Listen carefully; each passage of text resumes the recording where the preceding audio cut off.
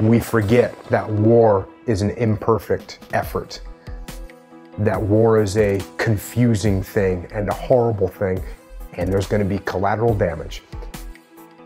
And when you go and drop bombs on ISIS, you're going to kill some civilians, kill some kids, you're going to kill some women, and it's awful.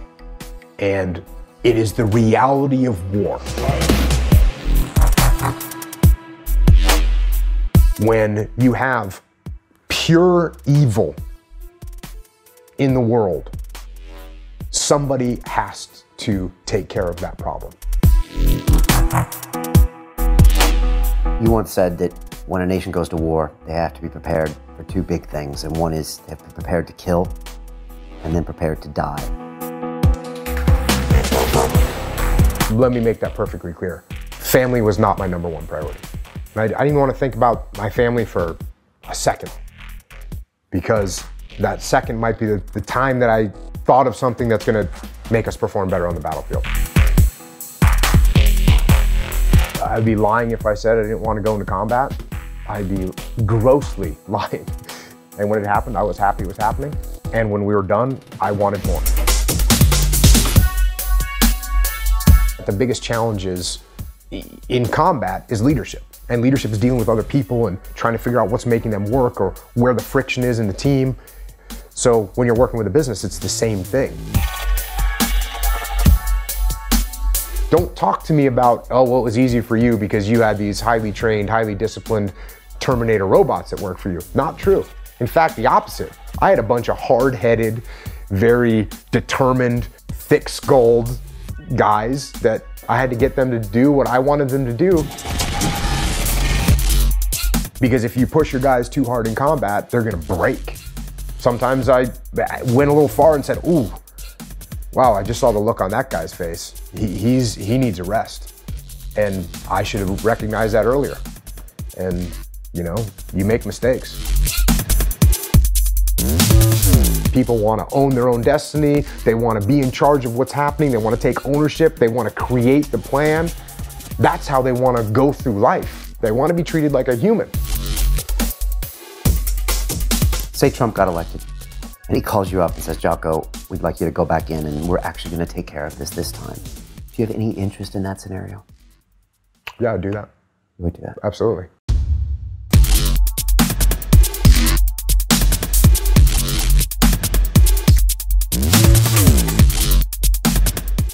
Take extreme ownership of your life and join us on the Business Accelerator program. Take your idea, turn it into a product, and then into a business. It's 8 weeks of private mentoring, 2 hours of live calls every week where I make you accountable. It's a sick peer group of our entire cohort.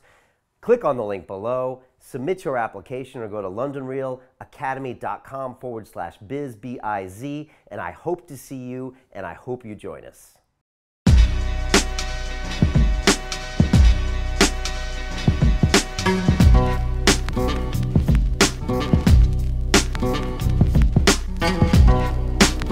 London Real, sponsored by Bulletproof. I often get asked the question, who is the most intense guest I've ever had at London Real Studios? And we have a new winner, because that honor goes to Mr. Jocko Willink, who is a U.S. Navy SEAL and author of the book Extreme Ownership. Jocko has an incredible past, which includes commanding Team Unit Bruiser in the 2006 Battle of Ramadi in Iraq. He then went back and ran all of the West Coast Navy SEAL training operations, retired, and now he consults with businesses about how they can take extreme ownership of everything they do. And Jocko is a black belt in Brazilian Jiu-Jitsu, and he is a very intimidating guy. He describes himself as looking like a serial killer. I'd say that's fairly accurate. And I was really affected by Jocko, really more after the episode, because I went through and read his entire book, and I've now listened to quite a few of his podcasts. And it's just fascinating to me what we can learn from the military about managing businesses and managing people. And as Jocko said, most people think that he's got an easy job in the military because he's surrounded by a bunch of Terminator robots that do whatever he says. And he says, no, that's not true. He has to convince people, cajole, manage, manipulate them to do what he wants to do. And that's what any effective leader does. And there are so many lessons to be learned here. And I think so many misconceptions about what the military is and the military isn't that Jocko opens up and talks about. And we covered pretty much everything on this episode as far as what it was like for him to initially go into Iraq and what he learned at the very, very difficult times in the Battle of Ramadi. And if you're not familiar with it, he was ordered to take Iraqi soldiers with him on missions that sometimes didn't even know how to count, let alone their loyalties were questionable, and sometimes they couldn't even speak the same language. And a lot of the lessons that he learned, which are lessons that I am now putting into practice at London Real, which includes decentralizing command, prioritize and execute, leading up the chain of command, leading down the chain of command. There are so many lessons to be learned from Jocko here, and I think it's really only a matter of time until his practices are used so many different places in the world. So it was a real pleasure to be around him. I don't think they make them like Jocko anymore. And I think he is probably one of the best at what he does and what he's seen. So strap in for a lot of fascinating life lessons, and I really hope you enjoy this episode. A lot of people have asked me about London Real, and you know, what we do is more than just interviews that go out on YouTube and iTunes. We actually have an entire academy of over 1,000 people worldwide that connect with each other and push each other to be the best versions of ourselves, to upgrade our peer groups and to go for our goals. We have summit meetings where hundreds of us meet up here in London and around the world and really get to know each other and make these core relationships that will last a lifetime.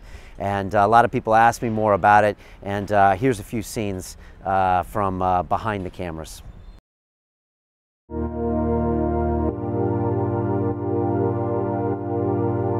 The entrepreneurial journey, it can be a lonely road. I push myself in so many areas, but you know, you can't do it all yourself. The thing about the academy is, it's like, look, you have the ideas, you have the ability, you have the skill, and you have the sort of ambition for yourself. But when you have a group of people pulling you forward, it's so important. Accountability is what's missing from most of the programs or any gurus or any internet mentor that I had before. I wanted to get some accountability. I wanted to make myself accountable to a group, to you. The reason we started the Academy is because I felt like we were doing these amazing talks, like we'd have a Peter Sage episode or a Dan Pena episode or a Kala or someone, and you get super inspired, and then YouTube stops, and then you go back to your life and you don't make any changes. And it was just like, what? It felt like, what are we doing? If you're designing your life right, the good times are now. And in a few years, you'll look back and say, wow, that was amazing. The thing about the academy is it has so many different sort of layers to it. I think your web seminars are awesome. The way you broke it down and the style of your teaching is pretty awesome. I like the feed. When I have to motivate myself, I kind of look at others struggling and getting over those struggles. So I actually follow daily the feed. Best feature would be the sort of Facebook aspect of it, the social media aspect of it, as in creating a profile with your goals, your dreams.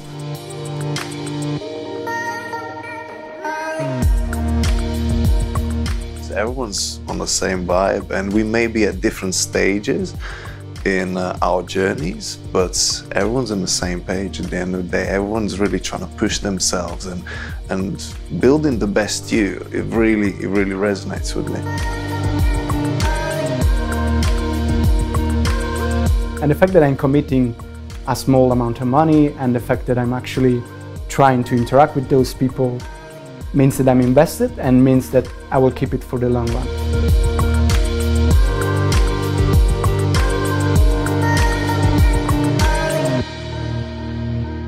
You have to be serious about yourself and what you want to achieve. And if you're serious about yourself, this is going to be such a fantastic platform.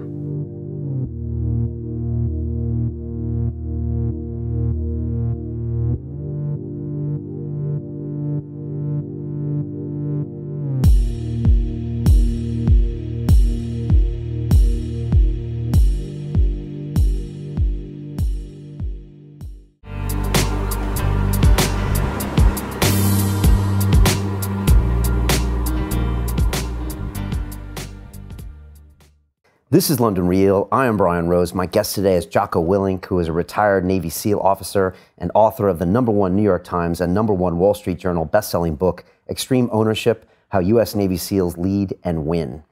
You spent 20 years in the Navy SEALs, where you rose to become the commander of Task Unit Bruiser, the most highly decorated special operations unit of the Iraq War, where you were awarded both the Silver and Bronze Star. Afterward, you returned home to become the officer in charge of training for all West Coast SEAL teams. In 2010, you retired from the Navy and launched Echelon Front, where you teach the leadership principles you learned on the battlefield to help companies lead and win. You're also a black belt in Brazilian Jiu-Jitsu and an avid surfer. Jocko, welcome to London Real. Thanks for having me on. It's a pleasure having you. You know, you're a bit of a paradox. When I look at your Twitter profile, it says leader, follower, reader, writer, speaker, listener, student, teacher. It says discipline equals freedom. On one hand, you had one of the most alpha roles imaginable as the commander of Task Unit Bruiser, and yet you cite humility as the most important quality of a leader. You say drop the ego, exercise humility, work as a team. I was wondering, do you ever find yourself trying to explain these two sides of your personality when people meet you? Well, I always talk about the dichotomy of leadership. It's something I talk about all the time, and there's a dichotomy really with everything in life. There's a dichotomy. The dichotomy of leadership is very evident. You got all these opposing forces that are pulling you in different directions when it comes to leadership. You know, you've got to be aggressive to make things happen. I mean, if you're not aggressive with things, they don't happen, they don't move. And at the same time, if you're overly aggressive, you can, number one, you can put yourself in a bad situation. You can run to your death. Even with your team, if you're over aggressive with your team, all of a sudden you're overbearing and they're not wanting to give you any feedback because you're going to beat them up. So there's a dichotomy of everything. And, you know, that's one of the reasons why that's my little Twitter, what is that called? Profile? I think so, yeah. So that's why, you know, it's like, yeah, I am a student because I'm always looking to learn. But at the same time, I know I'm teaching people things. So that's just sort of the nature of life. And I think recognizing that dichotomy gives you a little bit of freedom, you know? It gives you a little bit of freedom to say, oh, I can go and do this. It's okay. And it doesn't mean I can't do the other thing on the other side. And I think I've heard you say that sometimes you're in the situation in your head, and then sometimes you're constantly stepping out and saying, observing yourself and observing the situation, not from, say, Jocko's perspective, but from, say, another perspective, and then coming back into your head. Do you find that you do that more now in your business life, or were you always doing that as a SEAL? Like I said, I mean, I learned that being a SEAL, because if you get caught up in that chaos, you're not going to be able to make the right decisions. And so you have to be able to detach. And then when I started kind of expanding that into the rest of my life, yeah, and I saw improvement in my life. You know, the more detached I came from the emotion and from the meat of humanity, the more I got out of my own head, I seemed to do better. And then, yeah, I'll be working with businesses and having a conversation with somebody and sitting there thinking to myself, how, you know, from the outside, how is this being perceived? What are they thinking? What's their reaction going to be? And I can see that from a clearer view when I'm not wrapped inside my own emotional, crazy mind. I think people are craving for some realness, you know, and I think people are tired of the political correctness. I had a guest in here named Dan Pena, and he says political correctness is the manifestation of lack of self-esteem. I don't know if he's right, but I've been thinking about that a lot. And if you see, say, the emergence of Trump, love or hate Trump, you have to admit he is winning in the polls. And is that a sign that people are tired of the Hollywood answer, the politician's answer, the straight answer that helps their business model or gets them more Twitter followers, and that they can sense and crave someone who's got a real, true message? I'd say you're probably right. I do think that that's what's fueling, you know, Donald Trump's rise, is that he's just he's speaking his mind. There's no doubt about it. He's speaking his mind. Now, maybe he's in the background calculating it, but it certainly comes off as he's speaking his mind and he's saying what he wants to say. And I do think people are, you know, over the whole politically correct thing. Seems like they're over that. And I would say I agree with that. Okay. That sentiment. And do you think that's why people like to listen to what you're saying to a certain extent? Perhaps. Right. Perhaps. But honestly, I don't really talk about politics that much, which is a little bit strange because I talk about war all the time. You know, my podcast is about war for the most part. But at a certain point, war is no longer political. When you get on the battlefield, it is no longer a political thing. It's a raw struggle of will against human against human. And so that's the sort of thing that I guess people do like to talk about. Okay. I want to talk about your experiences in war. First, can you tell me about, you know, going to BUD/S in San Diego, where I'm from, and that whole process of just even wanting to be a SEAL? And you've spoken to about this a little bit before, but I was wondering if you could tell people why that, and was that always the only option, like when you were in your teens, I was going to go and do that? Yeah, I always wanted to be a commando ever since I was a little kid, and I heard that the SEALs were really tough and that the training was really tough, and so that's the one I went to. And I also heard that they were stationed in San Diego, which I grew up surfing in New England, and so to have an opportunity to go be stationed where there's legitimate great waves all the time, I was all over it. So that's one of the major reasons why I picked the Navy and the SEAL teams. And then, you know, once you get in, everyone makes a big deal out of BUD/S, but it's in the SEAL teams, it's no big deal. Everyone goes through it. You get cold, you get wet, whatever. You do a bunch of push-ups and pull-ups and dips, but it's anyone that gets to the SEAL teams and does deployments overseas and has a real career, they're not talking about BUD/S training. Okay. It just doesn't mean anything. I wasn't a great athlete. You know, you got kids in there that ran college track or swam in college, and anybody that ran college track or college cross country is going to breeze through every run. Anybody that swam is going to have no problem with the swimming. But, you know, it finds people's weaknesses. And so I was like a gray man that was just in the middle of everything. I was in the middle of the pack on the runs, I was in the middle of the pack on the swims, I was in the middle of the pack on the obstacle courses. I was just in the middle of the pack. But when you had guys that excelled in some areas, some guys just were really good athletes and they excelled in everything. But some guys excelled in one area. They were incredible runners, but they couldn't swim and they wouldn't make it. You know, I had guys, I don't know if I've ever said this on a podcast before, but I had a guy that was, you know, a NCAA water polo team captain champion, and he quit. And I had a guy that was an Olympic alternate gymnast, and he quit. So those are two guys that are way better athletes than I would ever be, but they quit. And the same thing you find is when you get to the SEAL teams, just because someone's a good physical athlete, it doesn't mean that they're a good SEAL. Because being a good SEAL is a lot more than just being a good athlete. In fact, being a good athlete is like the baseline. And it's everything that you learn to do after that makes you a good SEAL. And what makes a good SEAL? A guy that's a good leader, a guy that's tactically sound, a guy that makes good decisions, a guy that's good under pressure, a guy that doesn't ever give up on trying to accomplish a mission. So those are the things that make a good SEAL. Not just being able to run fast. You're constantly growing in the SEAL teams. Every time you go through a workup, which is our training cycle, you're getting better, you're getting more efficient, you're getting more confident with what you're doing. So you're always learning and growing. And I was always learning until the day I retired. Because it's not a boom, this happened and everything changed. It's a constant addition of skill set and repetition of situations where you become competent at your job. And how many years was it until your first deployment? Well, you know, you're doing deployments even in the dry years in the 90s. So I missed the first Gulf War. So when I first got to a SEAL team, we would deploy overseas, but we would deploy to train other countries and do exercises overseas. So I was doing that my whole life. And then my first combat deployment to Iraq was in 2003. And in fact, here's a good story. So one of my platoon commanders, this is when we got to Ramadi, one of the platoon commanders went out with about 8 of his guys or 7 of his guys. They went out accompanying a Army unit. The Army unit that is actually an Iraqi and an Army unit. The Iraqi Army unit that they were with had a very experienced U.S. Army guy that was going with them. That was their co-leader, right? So they had an American co-leader to help this Iraqi unit. And this guy had been in Ramadi, which was the worst city in Iraq. He'd been there for, I don't know, 6 months fighting in urban combat. And he was a reservist, and his civilian job, he was a cop.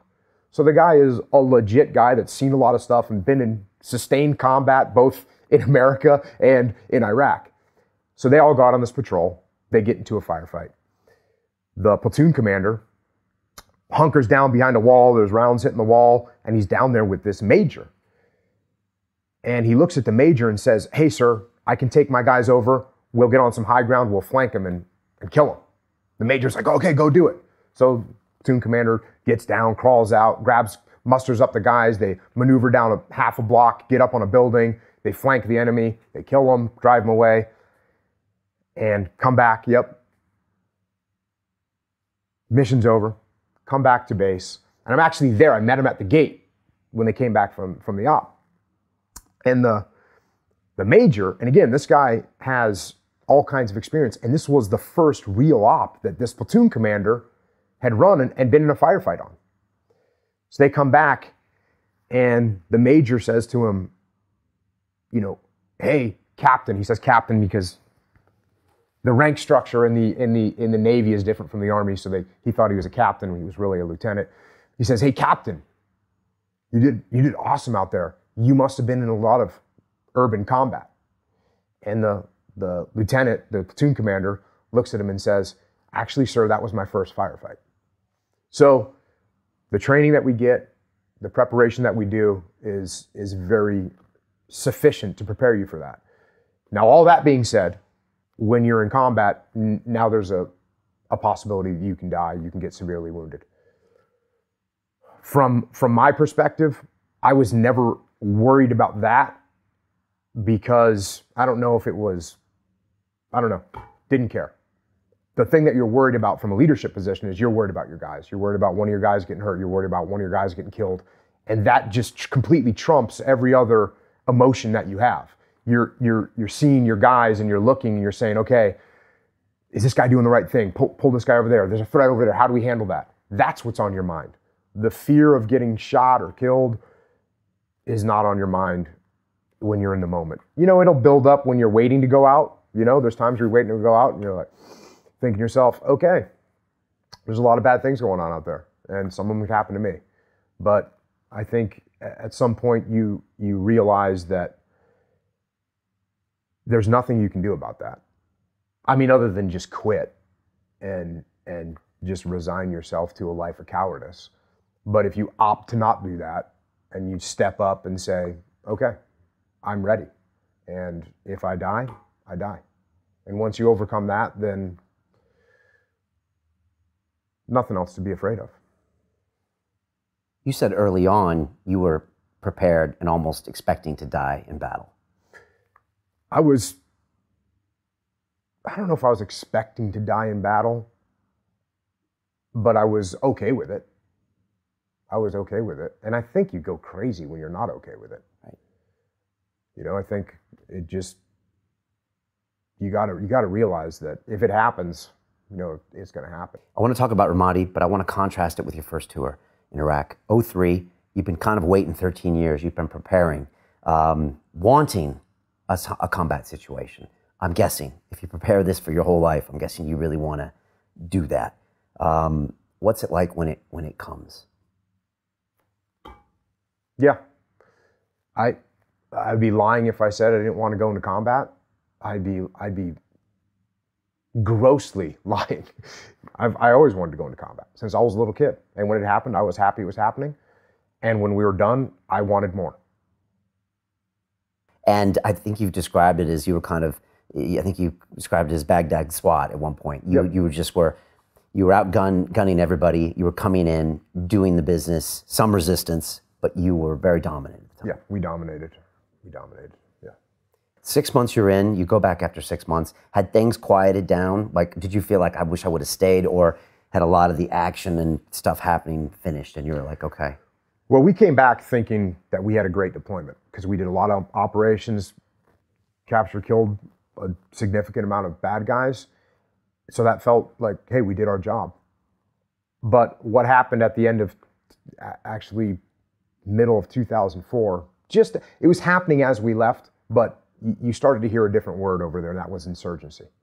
And what that meant was this was no longer just former Saddam thugs or criminal elements that were out there just trying to cause problems and make money and do bad things. All of a sudden you had the insurgency is organized, and they started to conduct organized operations against American forces.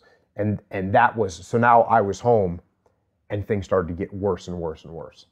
And so I knew when I was going back, it was going to be a different story. Were you pretty sure you were going to go back when you got home in 2004? Oh yeah, absolutely. Okay, yeah. So the more information that you get about what's going on over there, you probably prepare specifically for that when you're back in the States. We do. And that being said, we always prepare a broad skill set. You know, even though it's in the middle of the desert, we still do water work. Even though we're mostly using vehicles, we're still jumping out of airplanes and fast roping out of helicopters. So we maintain the well-rounded skill set, even if because you never know for sure. Even if we strongly believe that we're going to be going to one area, we're ready for anything. And those live action drills are jumping out of helicopters, live fire stuff. I think you've talked about it where if you're using paint guns, if you do get killed, your unit has to carry you back. I mean, it's really, you're putting a lot of taxation on your fellow man when you do these drills, and these things can last a long time. Well, yeah, the training operations, just depending on what type of mission it is. But the type that you're talking about where you're carrying a downed man out of the desert, you know, you might be carrying him for 5 or 6 kilometers. It's not fun. Okay. And with the paint guns and all the gear, does it do a very good job of simulating pieces? I mean, without that, would it change the actual combat situation? The best thing about it is you can fight against other humans. And if you compare it to martial arts, it's like in the 60s or 70s when martial arts was theoretical. And it was, well, if I would have hit you there, it would have caused you to do this, and therefore I would have beat you in a fight. And as we found out with the UFC coming out and saying, okay, you know, the first UFCs were awesome, where it's just style against style, no time limit, no rules. It doesn't get any better than that. And that's when we figured out what worked and what didn't work. And so with the simunition, you found out, again, you're allowed to fight against another human. Because prior to that, if you only have live fire, you're just shooting against paper targets. Paper targets don't shoot back, number one. Number two, they don't move. So what makes combat, I mean, the crux of combat is maneuver. You know, being able to move. And the way you do that is fire and move, cover and move. So one element is shooting and keeping the enemy's head down while the other element maneuvers. That's what combat is. That's the basis of combat, is cover and move or fire and maneuver. And so when you take away the ability of the enemy to maneuver because they're made of paper, well, then you're not really challenging yourself. So once we had simunition or paintball or laser tag or whatever mechanism we used, where the enemy could now maneuver on us, the enemy being other SEALs that were role-playing as enemy, well, now the challenge was that much greater, and we got to figure out what worked, and we got to be that much more prepared for the combat situations. And you're using those laser tag guns that can shoot out to a couple hundred meters. Right. And you got GPSs on everybody. Yep. So you can go back and analyze this whole thing on a Google map and really see what's working, what's not working. That's what it is. Were you feel like you were really climbing a steep learning curve when you were doing that? And you were like, okay, this is really going to pay off when we get into battle? Really, the mechanism of the really good laser tag came after I got back from Ramadi. But what I had on my side was I had experience and I had paid attention to my elders when I was a kid. And when I was getting trained and there was no war going on and it was the 90s, and I'd hear a guy, you know, someone whose name you'll never hear, but a guy that if you're in the SEAL teams, you know who that person is because they were a legit badass Vietnam war hero. You'd hear them say something. I would hear them say something and I would collect that and I would hang on to it. And, you know, and cover and move is a great example. This is a principle that's one of the most basic principles in combat, and you wouldn't really hear it that often. And when I first heard an old badass Vietnam SEAL explain that, very briefly, didn't make a big deal out of it, but it just stuck. And that was the main principle that keeps people alive on the battlefield, is cover and move.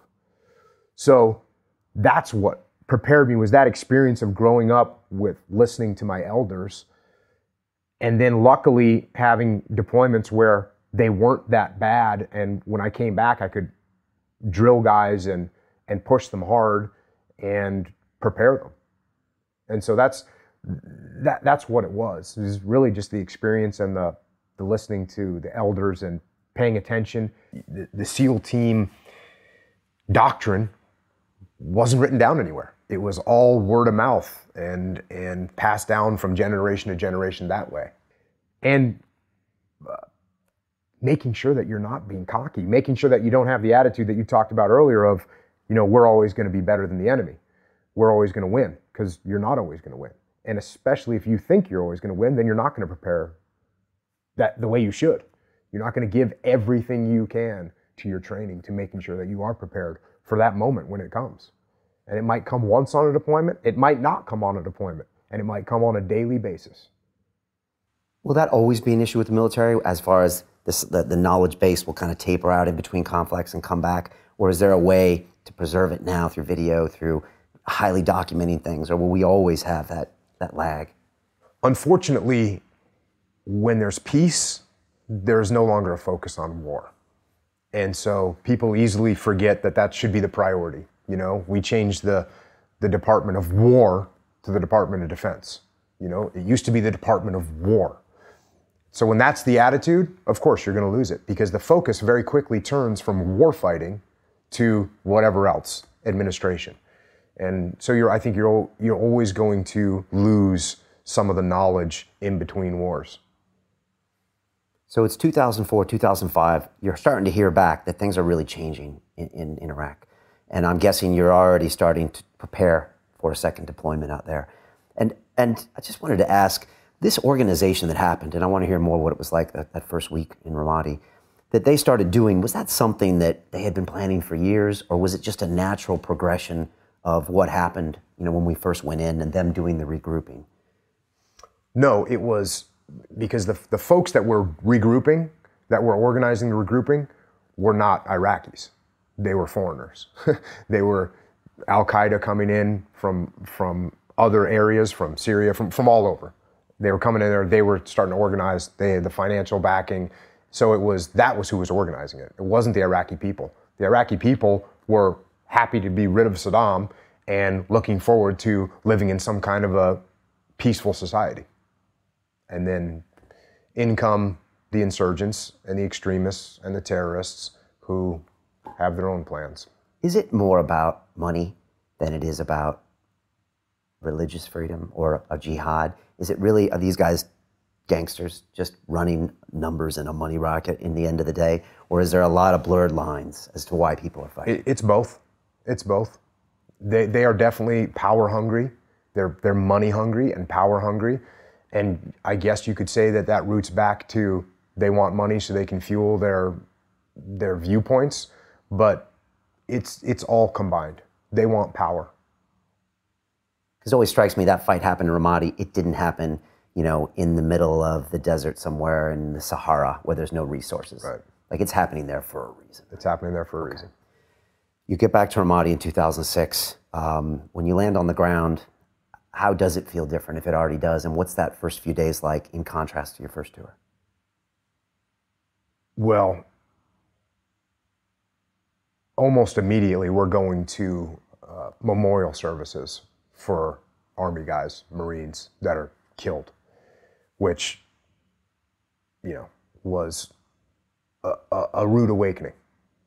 So That's the welcome to Ramadi. The welcome to Ramadi is, you know, you're going to go and pay your respects to some guys that were just killed. And there's firefights in the city. So we're just across the river from the city. There's firefights in the city all day. There's firefights in the city all night. We're on the rooftop of our building. You can sit there and watch tracer fire go back and forth. We're shot at from, you know, across the riverbank. There's, yeah, it was legit. It was legit combat. It was a legit bad scenario with sustained combat operations. How do you lead your men through that when you know they're dealing with not only the funerals, which definitely take a psychological toll, but then even that just constant firefighting over there? I mean, do you have to switch up your gear and think, okay, I got to lead stronger or maybe a little easier in certain scenarios? Are you changing a little bit? Yes, you do have to modulate your leadership. And you have to do that if you're in the business world. You have to do that if you're leading any kind of team. You've got to modulate, and you got to recognize when your guys need to be pushed and when your guys need to be not pushed and given a rest. So you're constantly doing that, regardless of what kind of team you're leading. And in combat, like, you know, I say all the time, it's amplified, because if you push your guys too hard in combat, they're going to break. You know, whereas in business, oh, maybe they make errors on something, or maybe they do snap. I mean, it does happen in the business world where people like can't take it anymore. But in combat, it'll happen very quickly.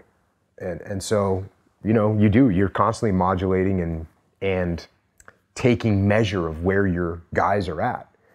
And, you know, sometimes I didn't do a great job of that. Sometimes I went a little far and said, ooh, wow, I just saw the look on that guy's face. He needs a rest. And I should have recognized that earlier. And, you know, you make mistakes, no doubt.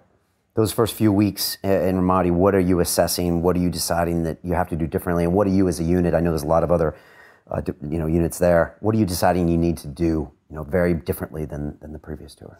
Well, one of the biggest things was the strategy.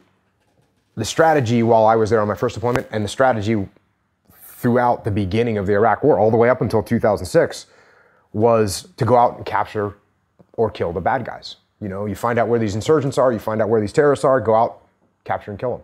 So that was the strategy. And the thought was, and it's a very common thought, and it's one of those sentences that makes so much sense that everyone believes it. And that is, if you cut off the head of the snake dies, right? That's a common thought and statement, because it's true, right? If I cut off the head of the snake dies. So the thought was, if we can cut off the head of the snake, meaning the leadership of the insurgents, then the snake will die, the insurgents will die. And it's just not true. It's just not true. And there was a group of US military people that knew this. And General Petraeus was one of them, who wrote the counterinsurgency manual, along with a core group of really, I don't know if they take this as an insult. I take it as an insult. They probably don't, but intellectuals. Guys that were intellectuals, guys that were smart. H.R. McMaster, General Petraeus, a guy that I ended up working for, Colonel Sean McFarland. Those guys understood that cutting off the head of the snake, the snake grows another head. And what you have to do is you have to change the environment that the snake is in. And so the battle, the decisive terrain in this battle was not a building or a mountain or an airfield like it would be in World War II. The decisive terrain was the people, it was the populace, it was the local populace of Iraq that are normal people that wanted to live simple, peaceful lives. So they recognized that, and they brought in a new strategy, which was, hey, look, we're going to continue to do those operations, because part of counterinsurgency is to go out and still capture and kill bad guys, of course. But what you have to do is you have to secure the populace. You have to make the populace feel that you are the stronger side and that they don't have to live in fear of the insurgents. And so that strategy was called Seize, Clear, Hold, and Build. And when the 1-1 AD, which was the large brigade of soldiers and Marines that came in and took over Ramadi from the last unit that was there. So when we arrived in Ramadi, it was a reservist unit, and they were awesome guys, the 228 out of Pennsylvania. And if you don't know what a reservist is, in England, it's the TA. It's people that are plumbers and physicians and drivers and normal teachers, just civilians that they do whatever it is, 1 weekend a month and 2 weeks in the summer. But all of a sudden they get called up, their number gets pulled, and there they are, they're in Ramadi. They were there for 14 months. They fought heroically and did an amazing job. And by the time we got there, they were battle-hardened warriors. But it was their turn to go home. So in to take their place was this armored brigade called the 11AD, the Ready First Armored Brigade, the 1st Brigade of the 1st Armored Division. They came in to take over, and they brought in Sean McFarland, who, like I said, was an incredibly smart guy who had, again, experience plays a big role. He had been in northern Iraq in a city called Tal Afar, where this other Colonel McMaster had used this strategy up there and won and pacified the city. And he turned over with Sean McFarland, and Colonel McFarland then came to Ramadi and knew the strategy to use, which was completely different than what we'd been doing.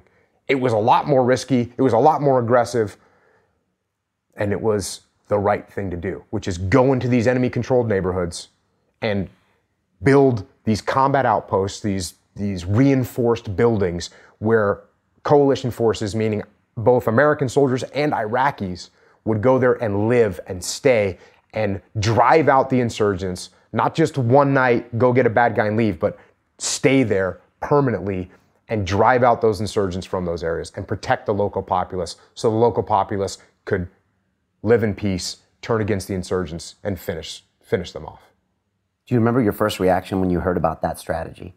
Such a counterintuitive strategy to say the previous. Well, I actually, when I got over there and I saw that what we had been doing, what we, America, had been doing, and I saw the same type of target lists of bad guys, which when I left, there was a big target list of bad guys. When I got back 2.5 years later, there's a big target list of bad guys. Something wasn't working. So I immediately started thinking to myself, what can we do differently? And I actually literally sat down and pulled, there's a counterinsurgency manual written by, again, the US Army wrote it. I literally sat down my first night in Ramadi, or maybe it was my second night, pulled it off, it's on the internet. I had to pull it off the internet. Didn't even have a copy of it, pulled it off the internet, read the whole thing. I said, we've got to help people do this. And then it was just, I guess, coincidence that McFarland showed up with that plan, and I knew then, okay, he's going to execute counterinsurgency. This is how we can help them.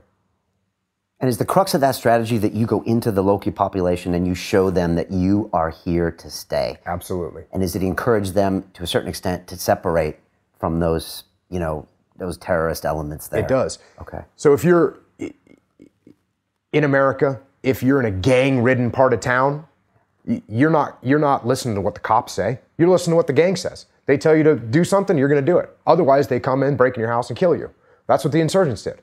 So the local populace, it was pretty much passive support, meaning, look, we just don't want you to kill us. So go ahead. You want to use my building to launch mortars? Use my building to launch mortars. You want to take some of our bread? Take the bread. Just don't kill us. But they were living in fear.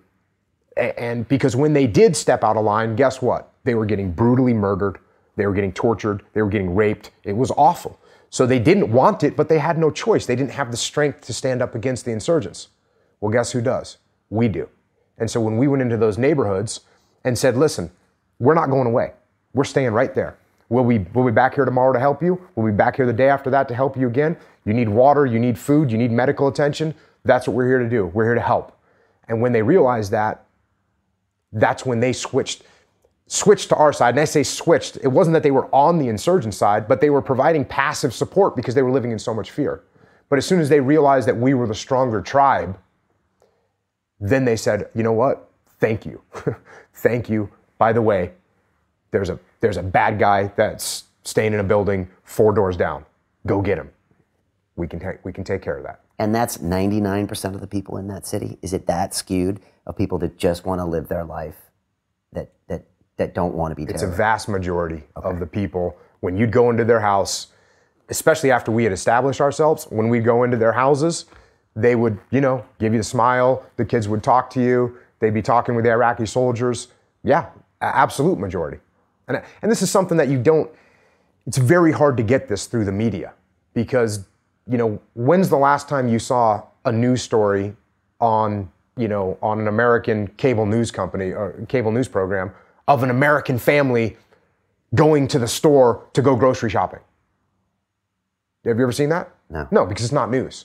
But when you see people rioting in the streets, of course you see that, because that's...